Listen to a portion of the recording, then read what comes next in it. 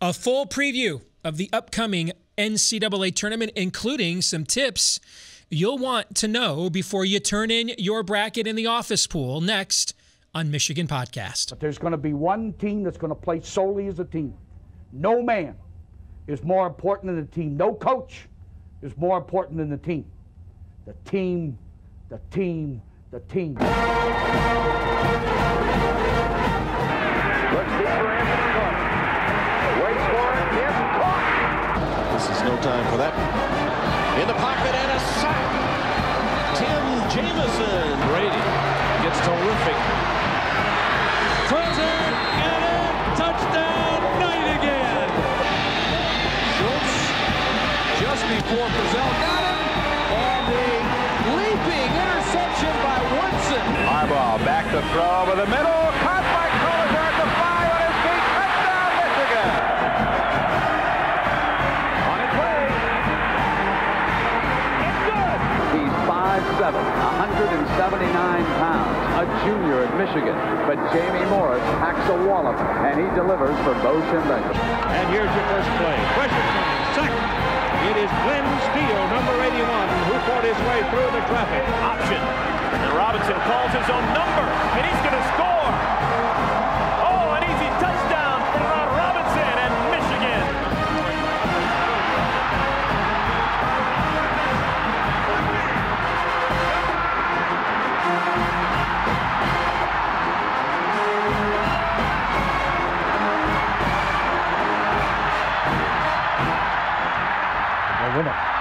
We're going to win the championship again because we're going to play as a team. And when we play as a team, and the old season is over, you and I know it's going to be Michigan again. Michigan.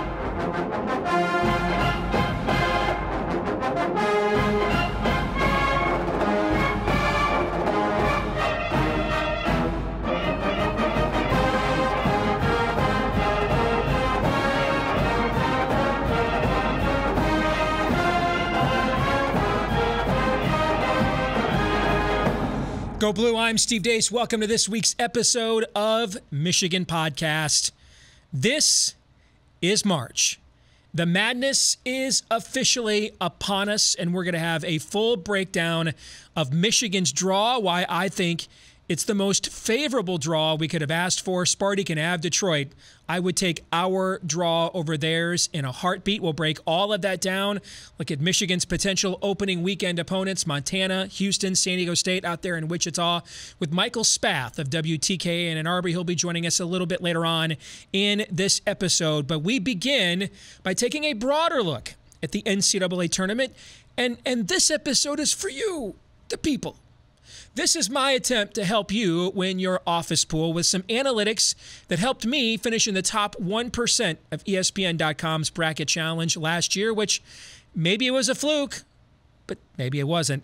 When I correctly predicted North Carolina to beat Gonzaga in the final, only missed the score by 3 points.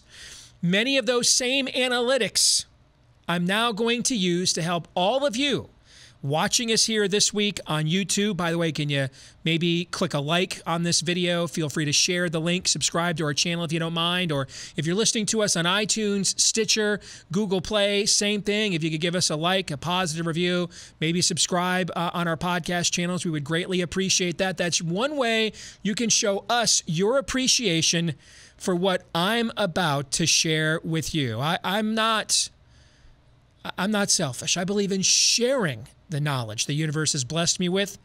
So let us begin. Some data points you want to know, including here's what the really smart guys think, the guys in Vegas.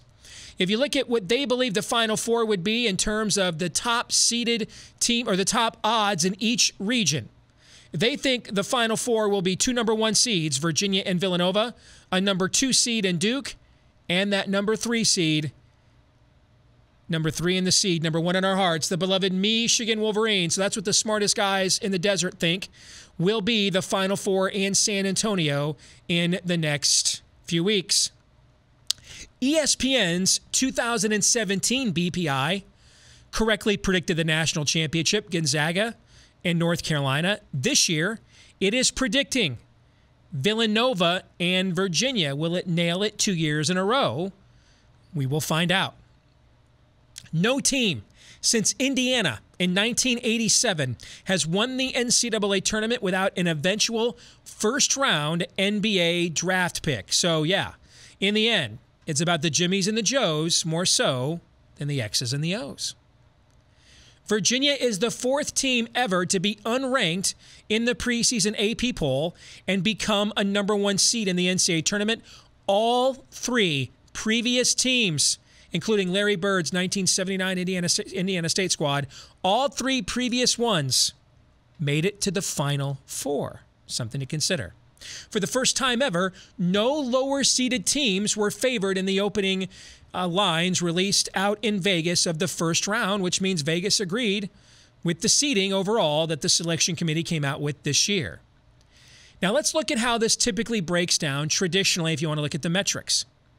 Round by round. In the very first round, remember, no 16 seed has ever won. And, you know, what we've seen in recent years is that the scoring margins between the 1 and the 16s are getting wider. You know, you go back to Murray State, Michigan State, Western Carolina, and Purdue, the most famous example, Princeton losing 50-49 to Georgetown in 1989. But we were routinely for a while there seeing 16 seeds challenging number one seeds. We don't see that very often, but we could see it this year. Penn, as a 16 seed against number one seed Kansas, is the smallest underdog of any number 16 seed since 2006. But still, it's never happened in history that a 16 has beaten a 1. In fact, even number 2 seeds don't lose in the first round very often. Only 8 number 2 seeds ever have lost in the first round of the NCAA tournament.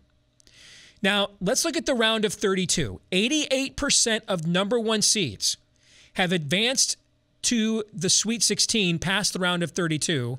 Almost half of the number 12 seeds that win in round 1 also win in that round 2. So here's what that means. If you're going to pick a 12, 5-12 has become one of the hot button upset lines in a lot of office pools. Well, if you're picking a 12 to beat a 5, pick him to win the next to go to the next round too, because it happens about half of the time. Also, at least one double-digit seed has made the Sweet 16 in 31 of the last 33 years, so don't pick all chalk there. Only once in 33 years have all top 3 seeds made it to the Sweet 16. Keep that in mind. Less than 10% of the teams to ever make it past this round were seeded lower than 12th. Now, a couple things about this metric point. The reason why 33 years is the barometer here, because it was 1985 when the tournament expanded to 64 teams, and that's sort of been the modern trend line when looking at these trends. Also, the reason the 12 line matters is because several years ago, the NCAA went to the system of the play-in games. And so the last few at-large teams in, they have a play-in game in Dayton as well. So it used to be you could even get at-large teams that were a number 13 seed. You don't get that anymore. And so that's why you see a massive drop-off after number 12, because the at-large teams don't get seeded any lower than 12th. And then after that, you're into more of the smaller conferences. So yes, pick a double-digit seed to get to the Sweet 16. No, do not pick a team seeded lower than 12th, though, to get to the Sweet 16. Now, when we get to the regional semifinals or the Sweet 16, here are some trends to keep in mind. About 70% of number 1 seeds all time make it past this round to the Elite 8. To put that in perspective, that is a higher percentage than number 5 seeds have ever even won a single game. Think about that. Only one team seeded worse than 11 has ever made it past this round and to the Elite 8. And that was LSU as an 11 seed in 1986. They went on to the Final Four, by the way. In the Elite 8, 26 of the last 33 years, only 1 or 2 number 1 seeds have made it to the Final Four. Only 4 of the last 156, that's a trend, only 4 of the last 156 Final Four teams have been seeded lower than a 9. Here's what that means. Don't pick all chalk to get to the Final Four, but don't go all cray-cray either. Balance, Obi-Wan. as St. Paul would say, in all things, including bracket madness, moderation. Next trend line as we now go to the Final Four. Only twice in the last 33 years has a team lower than 6th as a seed made it to the national title game. That was Villanova as an 8 seed in 1985, Connecticut as a 7 seed in 2011. So a lot of times when you get those Cinderellas, those 9, 10 seeds that make it this far, they run into reality. Midnight strikes on Cinderella in the national semifinals. Back to the Final Four for just a second. There was one more trend there that I want to cite. 2 number 1 seeds. Now, when I say seeding, the NCAA has seeded the 1 or 2 seeds almost from the very beginning. But full seeding all the way through the bracket didn't begin until 1979. All right, so keep that in mind with the trend I'm about to share with you. Since full seeding began in 1979, 2 number 1 seeds have squared off for the national title only 8 times. Now, it happened last year with Gonzaga and North Carolina. But that's only the 8th time since 1979 that 2 number 1 seeds have played for the national championship. So again, going all the way with chalk doesn't work any more than picking the craziest, nuttiest bracket does. And then when we get to the national championship game, 28 of the last 29 national champions, that's a trend, by the way. 28 of the last 29 national champions were a 4 seed or higher. The one exception, Connecticut, as a 7th seed in 2011. 28 out of 29. Couple more things here that you're going to want to take a look at. My first round upsets. These are teams I like to pull the upset in the first round. I like San Diego State over Houston, Oklahoma over Rhode Island. I think everybody telling Oklahoma they don't belong in all week long is going to fire them up. I like Charleston over Auburn, a team that is injury depleted, and they just played at the end of the year like they were kind of out of gas. I like New Mexico State. That's one of my 12-5s there over Clemson. And I like Arizona State to win its play-in game and then beat TCU in the first round. Round of 32 upsets. I like Miami over Tennessee. Missouri, yes, I know one of Miami's key players is hurt, but he's been out for a month and a half. They're not telling you that. He was gone when they beat North Carolina in Chapel Hill a couple weeks ago. I like Missouri to upset number 1 seeded Xavier. How you like them apples? A&M over North Carolina.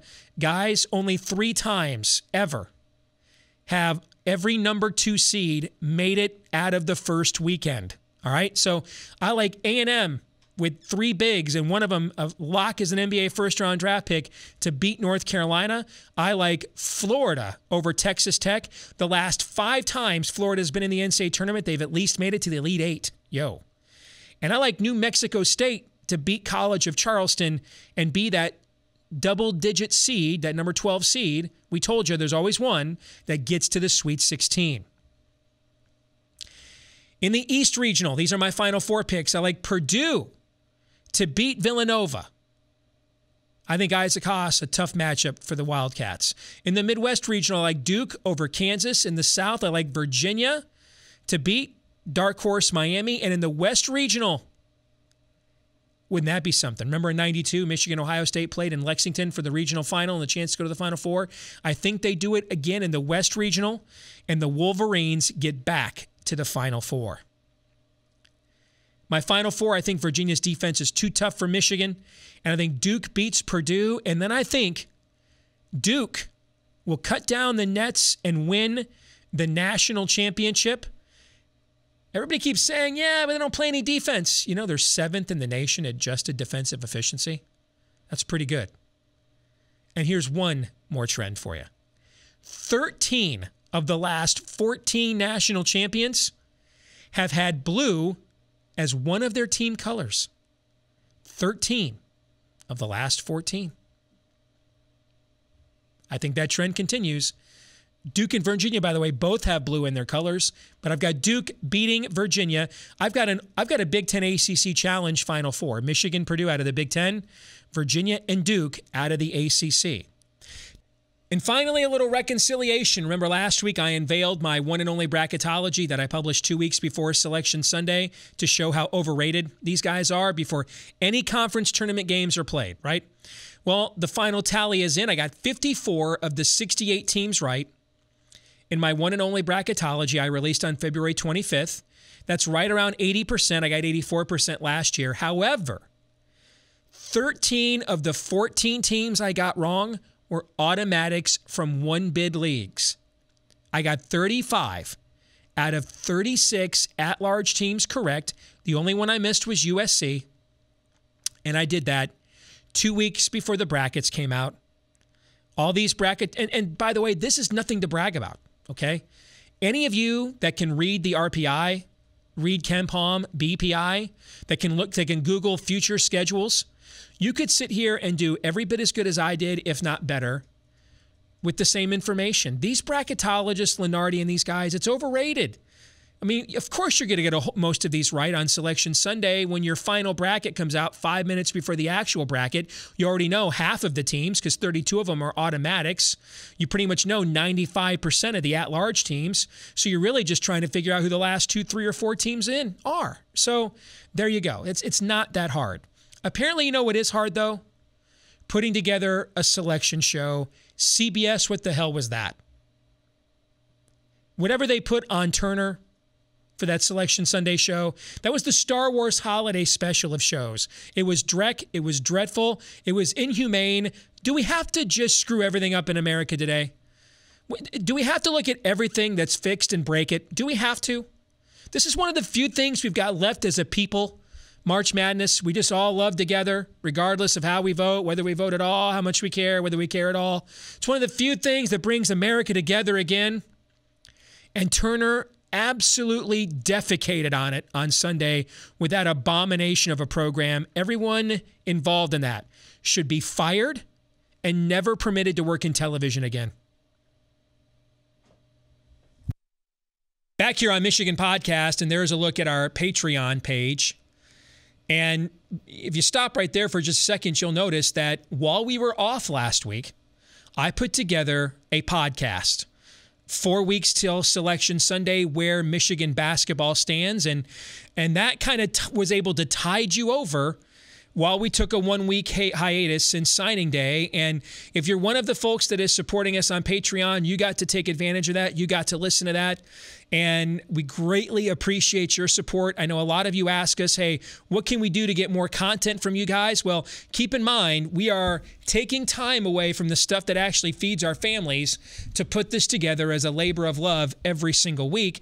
And so if there is a group of you out there that says, hey, we really support what you're doing, we want more of it, this is one surefire way to get us to open up more of our schedule to produce even more content. And plus, if you're a Patreon supporter, you get access to exclusive content separate from what we put out here for free on iTunes, Stitcher, Google Play, and YouTube every week as well. So check us out. Check us out at patreon.com/Michigan Podcast. All right, let's zero in specifically now on our beloved Michigan Wolverines. Joining us to talk about Michigan's draw in the 2018 NCAA tournament, our good friend Michael Spath from WTKA in Ann Arbor. Michael, it's good to have you with us, brother. How are you? You know, it's March Madness time, and the madness extends beyond basketball right now into my life. But it's buying a house, and I'm just crazy. But it's a good kind of crazy, Steve. I'm sure you've been down that road before, and you're just making the most out of it. But I tell you what, I am geeked, absolutely geeked about Michigan basketball. Cannot wait for this tournament to get started. Well, let's begin with this. First of all, your immediate reaction when you saw the draw Michigan received on Sunday, and then how your opinion may or may not have evolved in the several days leading up to Thursday night's tip-off about that draw. Well, at first, I think like a lot of people, there was the I don't want to say gut punch. I don't think that's the right phrase, but you know, the almost like the outrage that Michigan State was going to be playing in Little Caesars Arena in Detroit, and Michigan was going to Wichita, and you're like, come on, this is crap. This isn't fair. Where's the justice in this? Michigan beats them twice, and, their resumes were pretty equal, or maybe Michigan's even slightly better. But at the end of the day, when I look at it, what Michigan State has to go through to get to the Final Four, to get to the national championship, I kind of started laughing a little bit because Duke is Tom Izzo's kryptonite. They'd have to go through Kansas.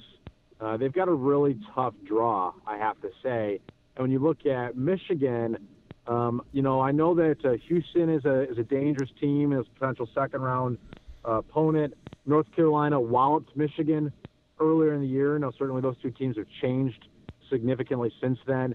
But if you can get past, that's a lot to do, but if you can get past a couple of those games, all of a sudden you look at the upper half of the bracket, and I like where Michigan's at. The only thing I don't like, honestly, Steve, is Wichita. Is being in Wichita, talking to my producer and co-host Zach Shaw a little bit this week, just how difficult it is to get to Wichita, and the fact that for a Michigan fandom that travels just about everywhere, that is one of the harder places to get to, and so the crowd that they enjoyed in New York City probably will not be as pro-maize and blue this weekend in Wichita.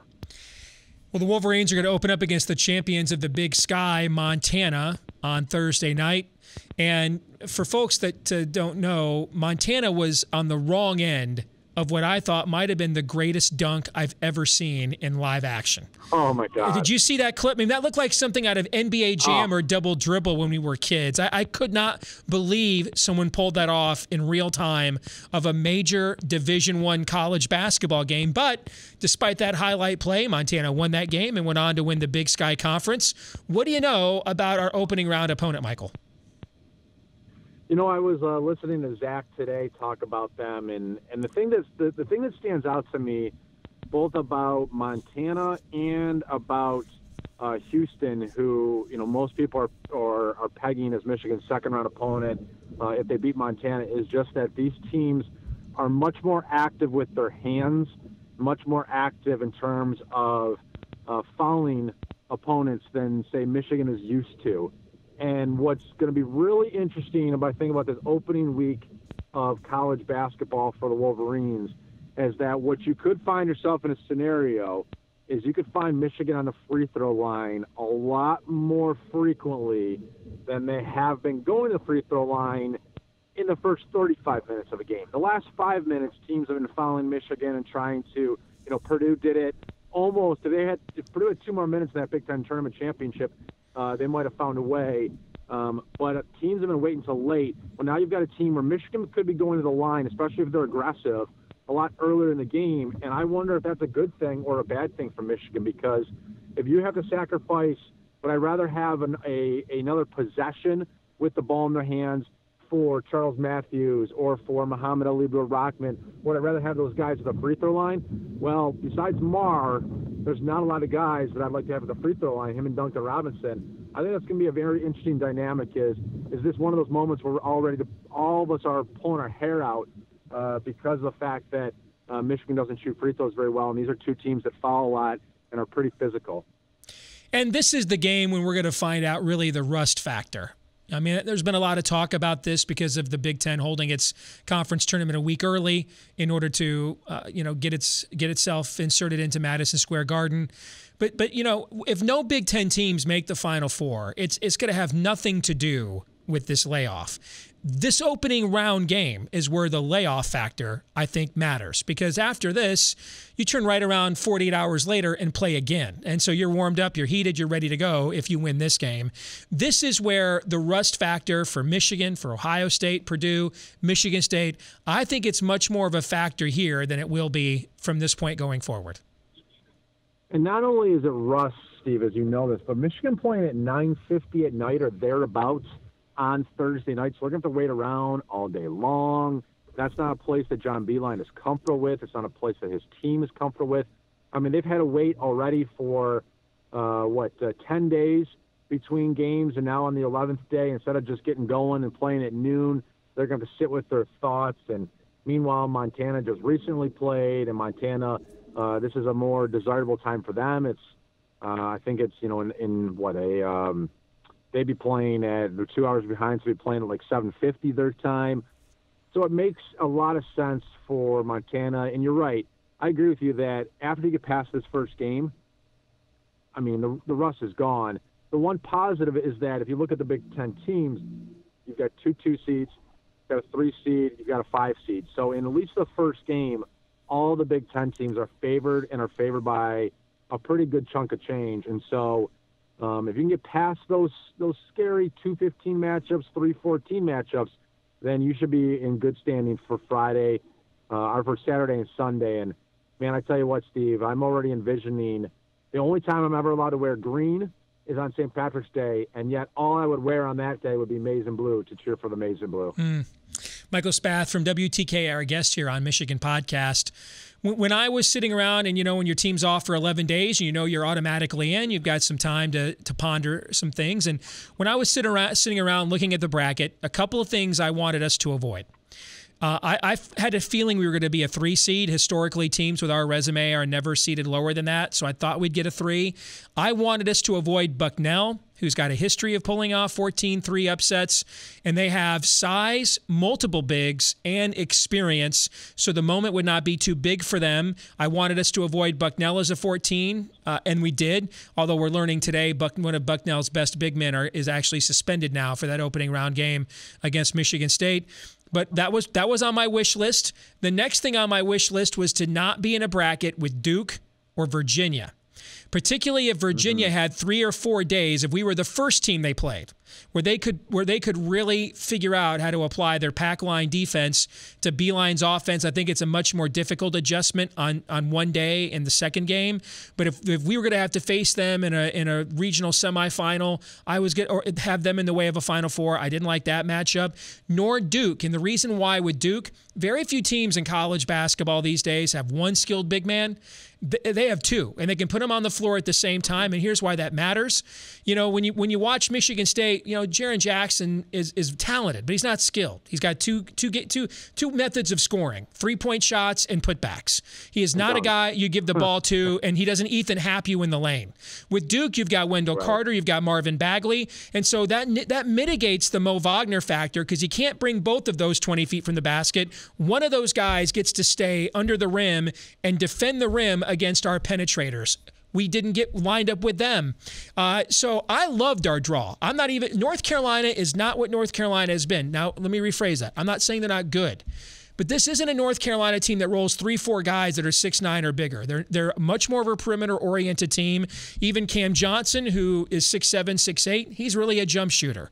This is not the kind of North Carolina team that can just maul you up front. In fact, their second-round opponent, Texas A&M, they're that kind of team. They got 3 really talented big guys. One of them that's considered a borderline lottery pick, ranked higher than anybody North Carolina is going to put in the draft this coming June. So when I saw our draw and that we checked every box that was on my I hope we don't end up with that list, I was ecstatic. I would trade our draw with Sparty and Detroit every day and twice on Sunday. No, I think you're spot on. I mean, when you do the numbers and you look at whether you want to use RPI as a comparative point, you want to use KenPom, some of the advanced metrics out there. KenPom thinks Xavier is the 3rd best team in our region behind us in North Carolina. Yeah, I mean, which is just crazy. So exactly. So you have the weakest number 1 seed among the 4 1 seeds, and you have, I think, the second weakest number 2 seed among the number 2 seeds, and it might actually be the lowest number 2 seed according to KenPom in North Carolina. So you're in a position where you can feel pretty good about, as you said, Michigan, if they can get to the Sweet 16, if they can get past North Carolina. You and I disagree a little bit on North Carolina. I know that you say that, Michigan matches up with them and that you would have a longer time of frame to get ready. I just think sometimes, Steve, when you got in your butt kicked by somebody, it's one thing to lose to that team by 4 or 5 points. You're salivating about the opportunity to play them again. But when you get your butt handed to you, that doubt can creep in a little bit in the back of your mind and say, hey, are we good enough to hang with these guys? Now, Michigan has come so far since then, and their defense today is significantly better than what it was when they put North Carolina back in November. But still, in the back of your mind a little bit, I mean, I'll tell you as an athlete myself, when I play someone and I haven't And if they walloped me pretty good, I'm thinking about that a little bit before that game, and sometimes that can impact you. Yeah, I think I agree with that. But when I look back at the North Carolina game, and obviously if both of us advance, we'll have a ton to talk about next week leading up to that game in the Sweet 16. But on November 29th, I went back and looked at that game again. E.B. Watson played as many minutes as Xavier Simpson. Eli Brooks was the starting point guard. We were still primarily running the offense through Charles Matthews at that point. North Carolina was also coming home after their worst shooting performance in the history of their program, the previous game against Michigan State. We were a different team. It was a terrible spot. In many respects, it's like there's another game we lost like that this year. Nebraska. We caught them at the exact worst time, played them on the road, and they blew us out. Now, obviously, North Carolina is better than Nebraska, but we've sort of faced that specter of the team that owned us and the way we responded against Nebraska in the Big Ten tournament. This is virtually the same North Carolina team with the addition of Cam Johnson, who's a double-digit scorer. Doesn't play any defense. In fact, I think we're about 30 spots higher than North Carolina in Ken Palm's defensive efficiency ratings. North Carolina is one of the leading rebounding teams, but it's not based on size.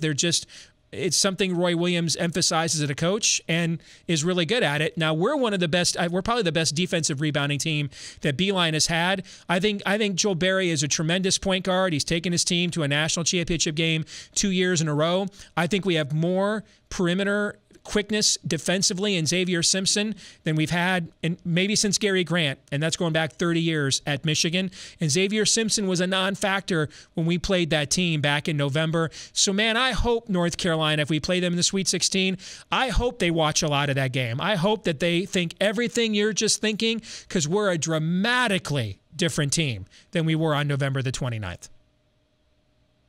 No, and you make a lot of great points, and it'll be a different game, and I certainly like Michigan's chances in that game. And if we all remember, the first 10 minutes of that game where Michigan was going toe-to-toe with them, the problem was in that game, Steve, and why you should feel better about Michigan's chances now, is that Michigan nor North Carolina played a lick of defense in the first 10 minutes of that game.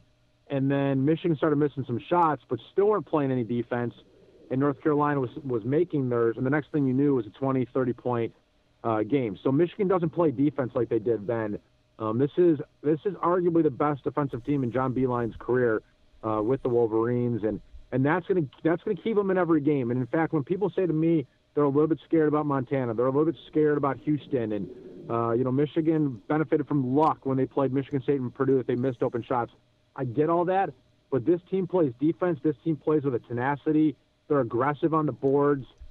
They're not going to be giving up a lot of those second chance points. It really, this whole tournament, I honestly believe this, Steve. Michigan's chances of this tournament are going to come down to how well they shoot free throws. Agreed.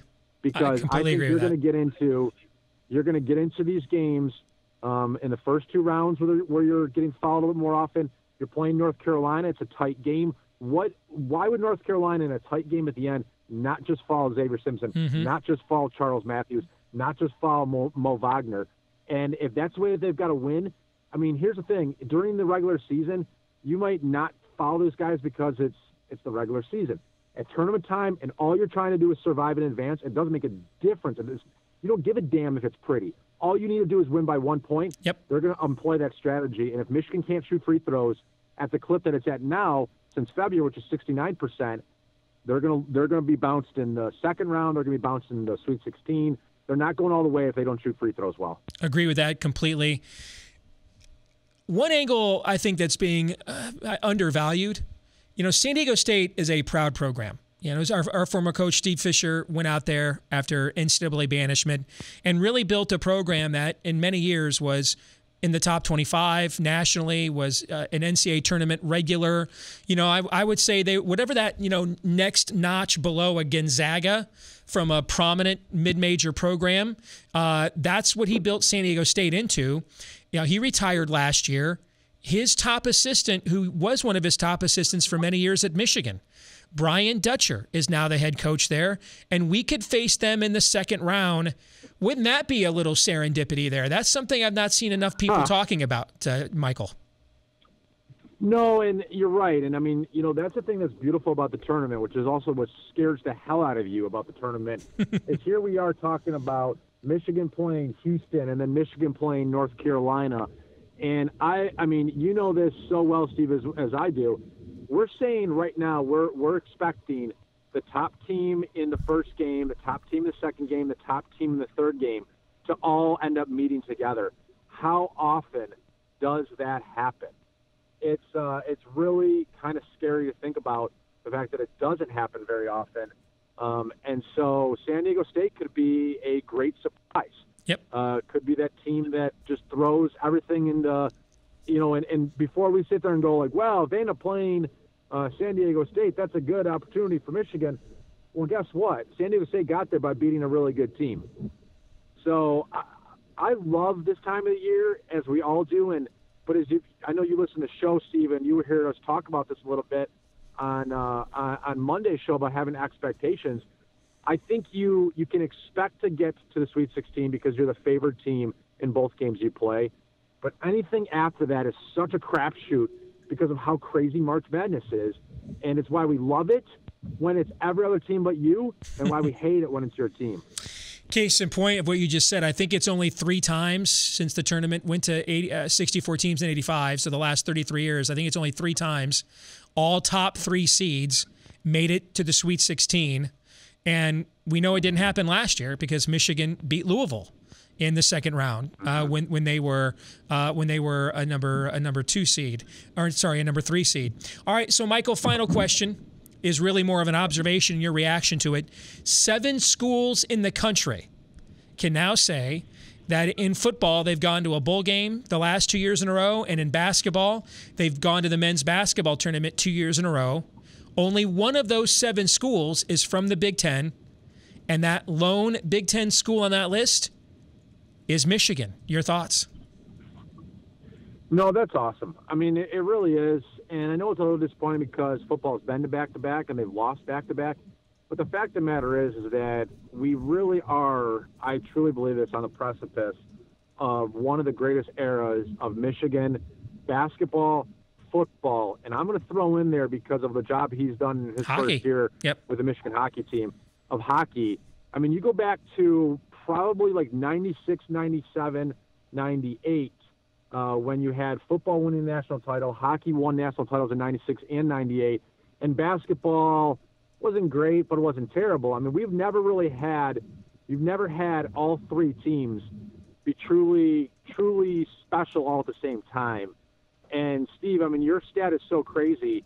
If you were to throw in there, make the NCAA tournament in hockey in the same year too, I mean, there's probably one team in the country that's done that, and that's the University of Michigan. So I'm really excited about where we are as fans. Jim Harbaugh's got to dial it up. I still think, as you do too, that he will, and it should get better from here on out, and that the 8-5 season will be the low point, hopefully, for Michigan football.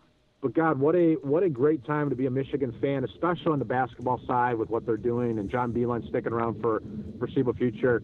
I think we're going to be talking about a national championship in one of those 3 sports in the next 3 years. Well, you go back to the 2014-15 academic year, and that was the first time, I think, since pre-Red Berenson at Michigan that football didn't go to a bowl game in the final year of Brady Hoke 2014, and hockey and men's basketball there in 2015 did not make the NCAA tournament. And now look where we are now, where basketball is coming off back-to-back Big Ten tournament championships, a number 3 seed. They win 2 games. They have a rare 30-win season at Michigan. We've mentioned how much the football program has been repaired, and then already the job that Mel Pearson has done with the hockey program. And that season of discontent in 2014-15, it seems like it was a long time ago, brother, in a galaxy far, far away. Michael, it is good to have you with us. Thanks for joining us again here on Michigan Podcast. Thanks, guys, for having me, as always. All right, take care. More Michigan Podcast in a moment.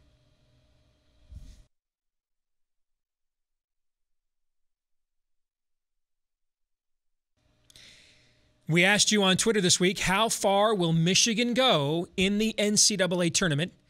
36% of you said the Sweet 16. That was the most popular answer, but opinions were pretty divided. 25% said the Elite 8. 25% said the Final 4. 14% of you, which is what I think, the Final Four, 14% of you believe it's the national championship.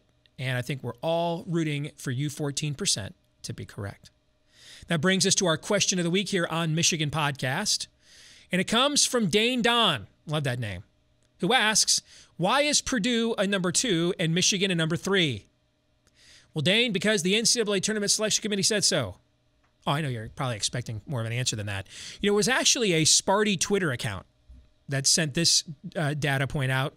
Michigan State wins the regular season in the Big Ten. Michigan wins the Big Ten tournament, and yet they're both 3 seeds and Purdue's a 2. Explain that. And you know what?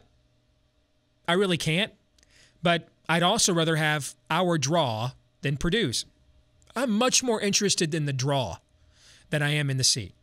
And I even am in the location. So when you're not a number 1 seed, and we weren't, and we didn't have the resume to be, you don't really get to dictate any shots whatsoever. So you're at the mercy of someone else's graciousness.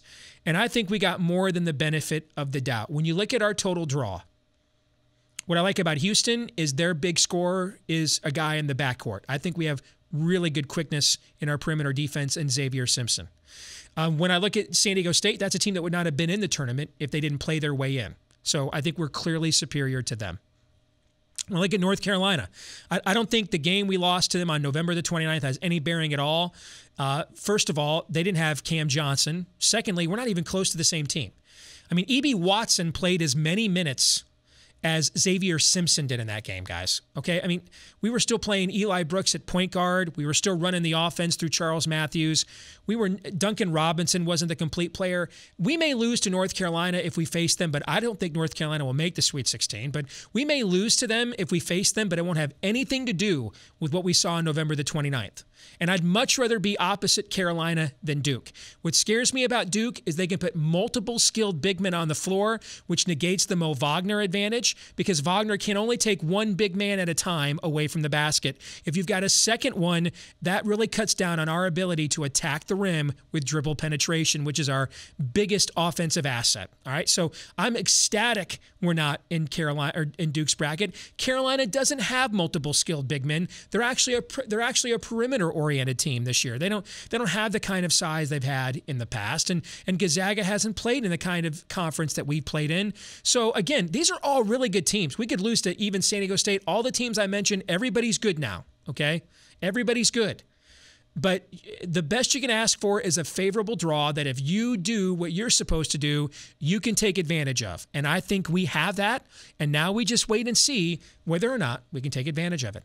I want to thank all of you that make this possible every single week, including our friends at Detroit Sports Podcast who help to spread the word. Don't forget to follow us on Twitter at Michigan Podcast throughout the course of the week, and we keep you updated on our thoughts, everything Michigan and Big Ten sports related there. I will have, after each one of Michigan's NCAA tournament games, for our Patreon subscribers and supporters, I will have instant reaction podcasts to every single one of those games. So make sure you are hooked up with us at patreon.com/Michigan. I want to thank Michael Spath for joining us as well. Let the madness begin. Go Blue.